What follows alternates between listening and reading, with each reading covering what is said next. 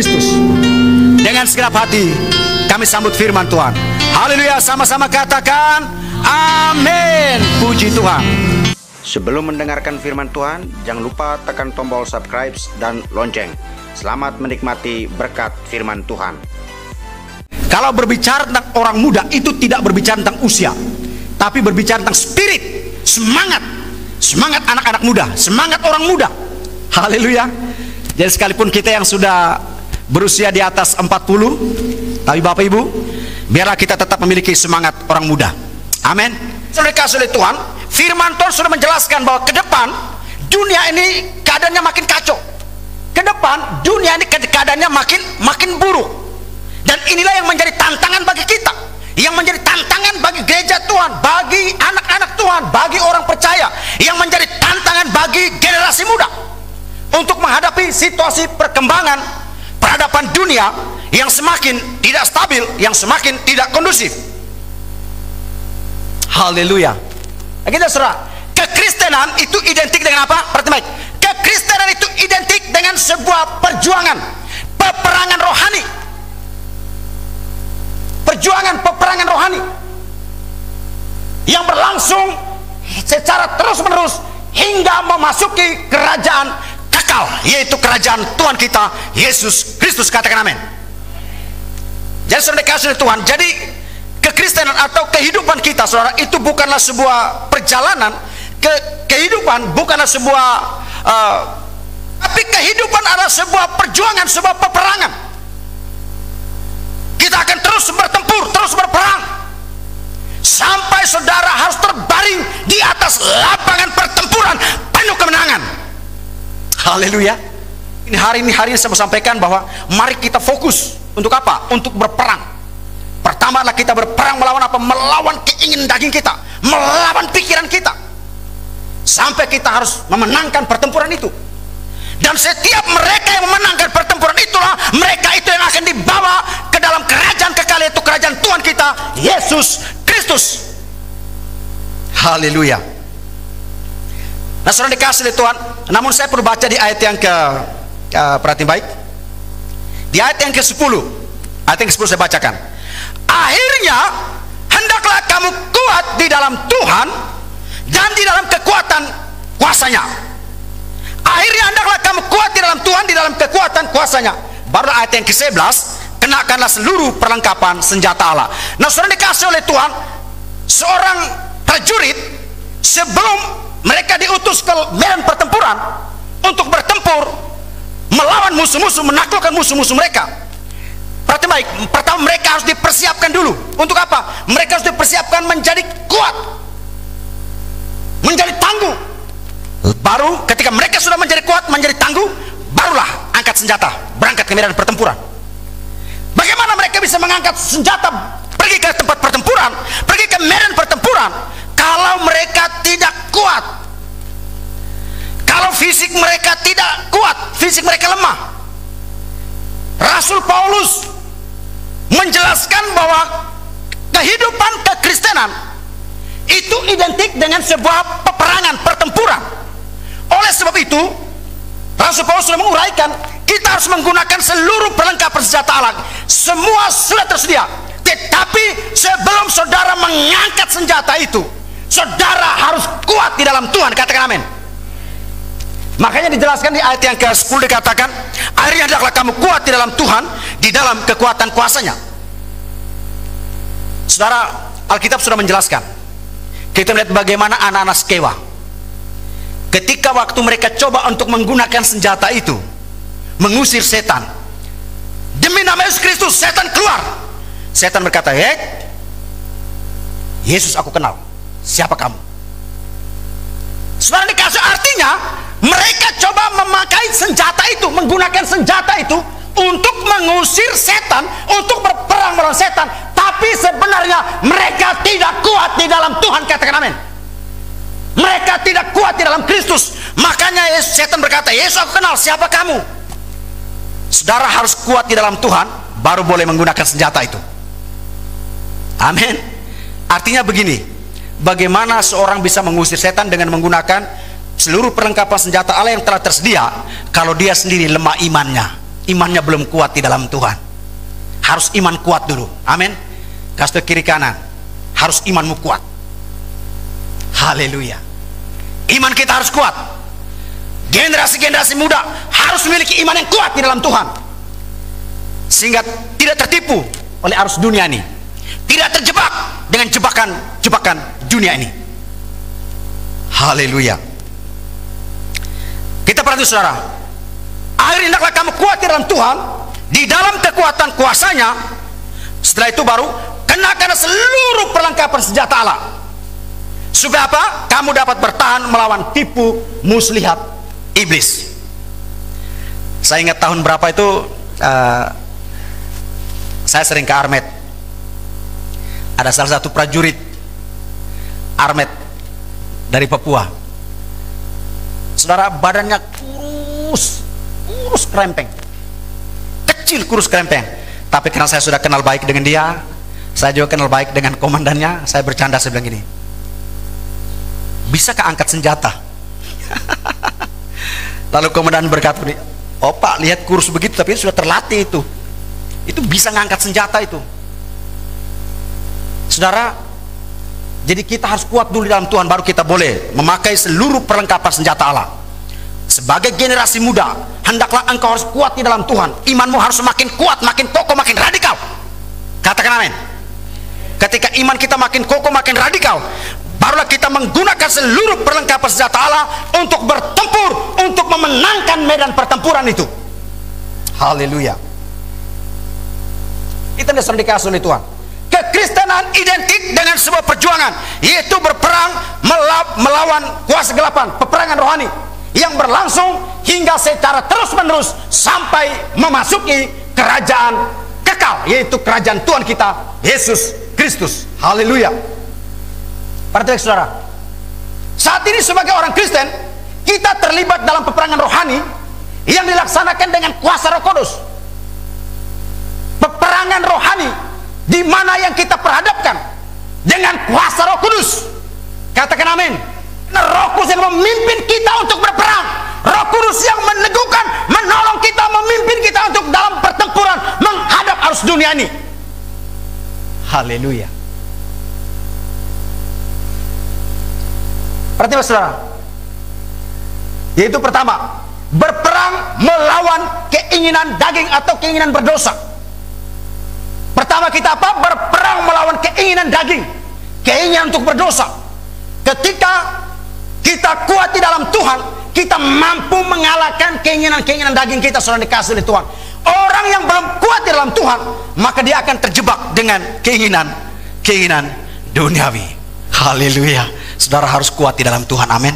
Hari-hari ini saudara, saya beritahu bahwa iblis itu sangat cerdik, sangat pintar iblis untuk menjebak kita, menjebak anak-anak Tuhan. Haleluya. Berperang melawan keinginan dunia dan berbagai macam pencobaan. Dan saudara harus mampu mengalahkan setiap keinginan dunia dan setiap cobaan itu. Kita harus menang atas semua keinginan duniawi, harus menang atas segala cobaan yang kita hadapi. Amin. Haleluya. Yang berikut perhatian baik. Macet. Berperang melawan tipu muslihat iblis dan pasukannya. Berperang melawan apa? Tipu muslihat iblis dan pasukannya dan algojo-algojonya. Untuk memenangkan pertempuran, di sini kita apa? Harus menggunakan seluruh perlengkapan senjata Allah yang telah tersedia bagi Bapak, Ibu, Saudara dan saya, bagi orang-orang muda. Sudah tersedia bagi kita. Apa saja perlengkapan senjata rohani bagi kita? Kita melihat yang pertama saudara, berdiri tegap. Di dalam ayat yang ke-14 bagian A, berdiri tegap artinya harus selalu waspada, siap sedia setiap saat. Saudara sebagai seorang prajurit, sekalipun fisiknya sudah terlatih, dia sudah kuat, fisiknya sudah mantap, sudah diperlengkapi dengan senjata, tapi jika mereka tidak siap sedia, maka mereka mudah terkalahkan. Saudara, kita harus selalu siap. harus selalu siaga, harus selalu waspada. Serangan bisa datang kapan saja dan di mana saja. Serangan bisa datang kepada siapa saja. Harus selalu siap, harus selalu waspada, harus selalu siap sedia setiap saat, harus selalu siaga. Amin. Firman Tuhan berkata ini, berjaga-jagalah. Berjaga-jagalah supaya kamu dapat berdoa. Firman berkata berjaga-jagalah dalam segala keadaan. Artinya dalam segala situasi harus waspada. Kita tidak tahu kapan serangan bisa datang. Waktu kita berjaga-jaga, kita siap siaga, saudara. Ketika pertempuran, ketika serangan datang, kita sudah sadar, oh ini serangan ini. Ini serangan. Haleluya. Amin. Yang kedua, perhati baik. Yang kedua, berikat pinggangkan kebenaran.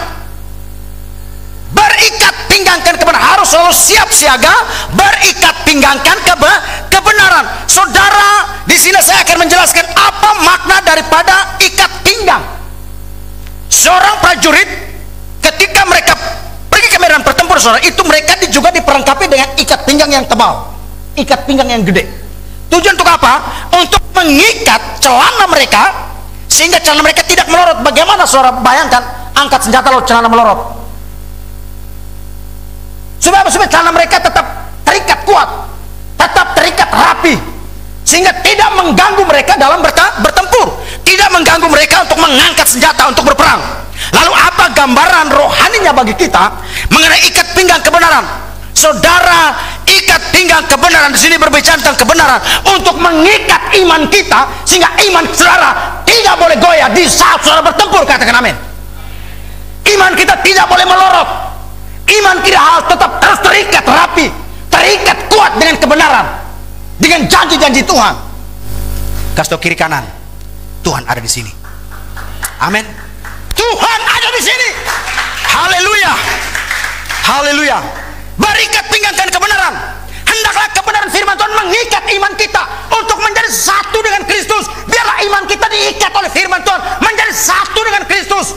Ketika iman kita menyatu dengan Kristus, maka anak-anak muda sebagai orang percaya, semua kita pasti akan mengalami mujizat, pasti akan mengalami kemenangan dalam pertempuran. Katakan amin. Haleluya. Ikat pinggang kebenaran. Perhatikan baik. Tujuannya untuk mengikat celana agar tidak melorot dan tetap pada posisinya.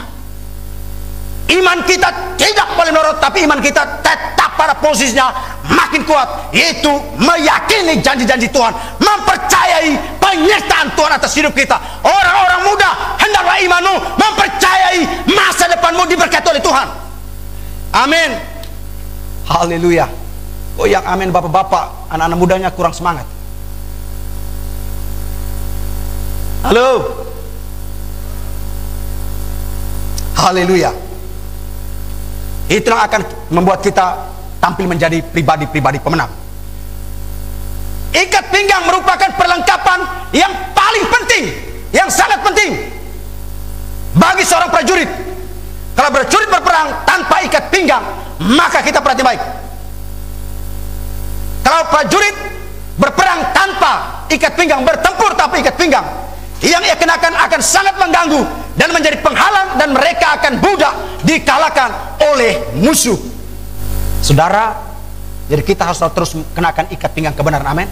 Artinya begini saudara, artinya sebagai orang muda harus memiliki waktu untuk apa? Mempelajari firman Tuhan, memiliki waktu untuk menghidupi firman Tuhan.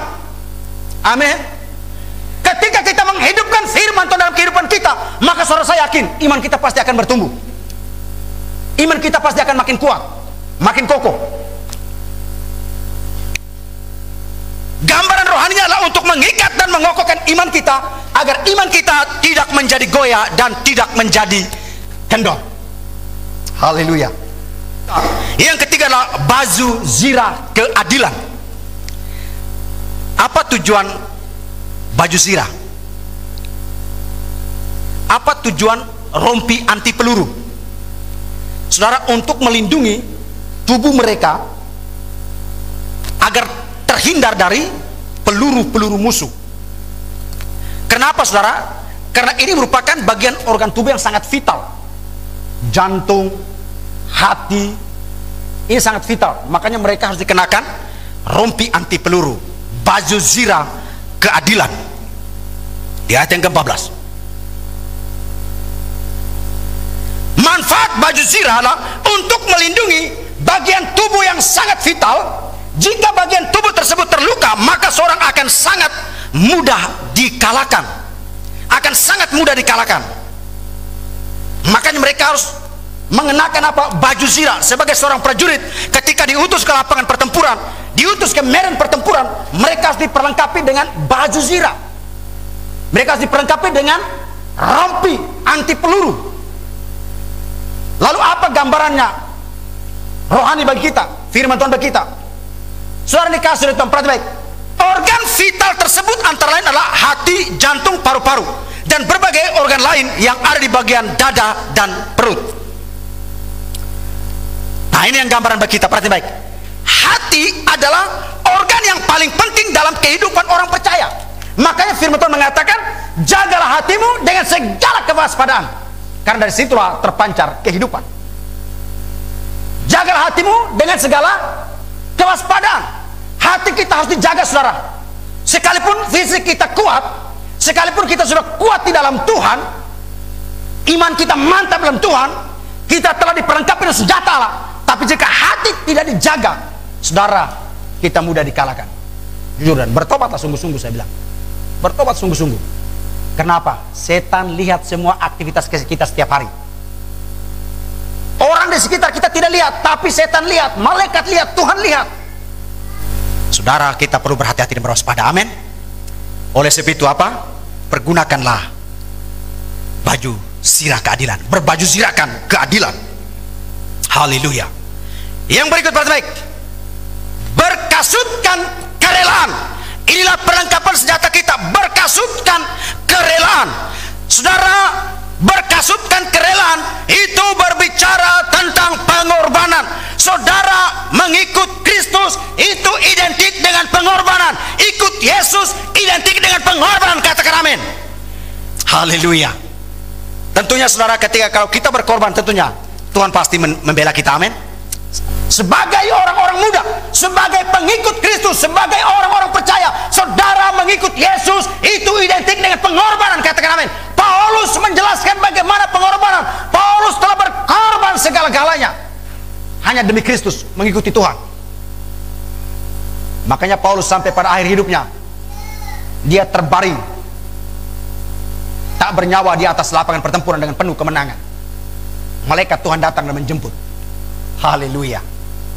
Yang kelima, senjata rohani bagi kita. Perlengkapan senjata rohani bagi kita itu apa? Perisai iman. Saudara, tentara Israel ketika mereka pergi bertempur, mereka juga diperlengkapi dengan apa? Perisai. Saudara lihat ketika kalau anggota atau aparat keamanan ketika kalau lagi mengawal orang demo, itu yang mereka bawa itu apa? Tameng. Tameng itu disebut perisai.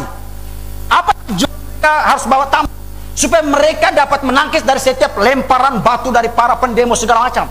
Saudara, jadi perisai ini untuk apa? Untuk menjaga kita. Untuk apa? Melindungi kita dari setiap panah-panah api dari si jahat, setiap serangan-serangan balik dari kuasa si jahat. Iman di sini ditempatkan sebagai perisai yang mampu melindungi Bapak Ibu Saudara saya dari berbagai macam serangan iblis, dari berbagai macam serangan kuasa kegelapan.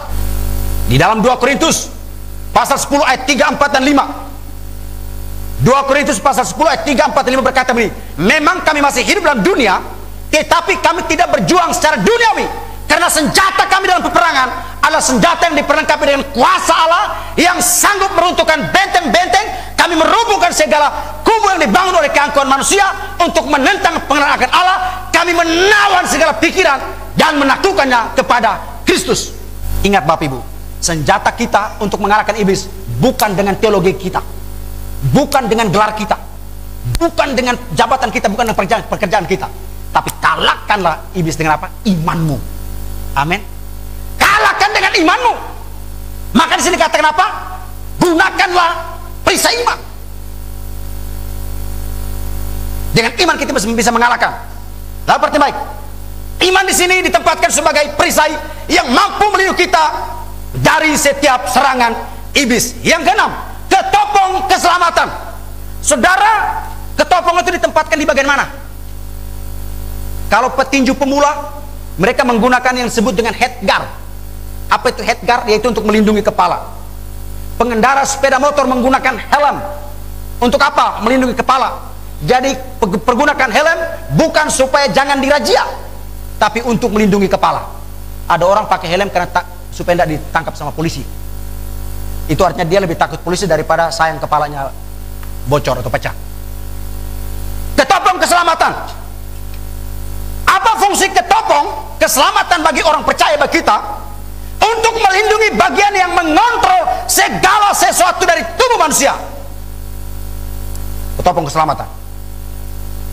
Artinya untuk melindungi dan menjaga pikiran kita dari segala yang jahat. Melindungi dan menjaga pikiran Bapak Ibu saudara saya dari segala yang jahat. Seperti yang saya katakan tadi, dari setiap pikiran-pikiran negatif, pikiran kebimbangan, keraguan, kekhawatiran, ditaklukkan semua itu saudara. Haleluya. Yang terakhir partai, yang terakhir, yang ketujuh. Yang terakhir partai, pedang roh. Dalam pertempuran, dalam perperangan, gunakanlah pedang roh, yaitu firman Allah. Saudara, sebagai pengikut Tuhan, sebagai orang percaya, sebagai orang Kristen, saudara harus hidup dalam pimpinan Roh Kudus. Katakan amin. Saudara tidak bisa mengalahkan kuasa jahat. Saudara tidak bisa menaklukkan kuasa setan kalau hidup tanpa dipimpin oleh Roh Kudus. Biarlah hidup kita harus dipimpin oleh Roh Kudus. Bagaimana orang yang hidupnya dipimpin oleh Roh Kudus? Ialah mereka yang mau stoiseo dengan peripateo, maka mereka akan mengalami pneumatikos. Katakan amin. Apa itu stoiseo? Stoiseo itu artinya setuju, rela, mau. Apa itu peripateo? Peripateo adalah aktivitas kegerakan Roh Kudus untuk menuntun kita. Kalau kita setuju, kita rela, kita mau, maka kita akan dipimpinnya. Tuhan memberkati kita, Tuhan suruh kita bergumul. Kalau kita menang dengan pergumulan itu, barulah kita melihat mujizat Tuhan terjadi. Harus stoiseo. Kalau Roh Kudus berbicara kepada saudara, harus stoiseo. Maka saudara akan melihat mujizat. Orang-orang muda, engkau lihat hidupmu pasti diberkati, masa depanmu diberkati. Katakan amin. Haleluya. Yang penting mari kita harus mau untuk dipimpin oleh Roh Kudus. Kita mau stoiseo dengan kegerakan aktivitas kegiatan Roh Kudus untuk menuntun kita, melindungi kita, memelihara kita, dan memberkati masa depan kita. Tuhan Yesus memberkati.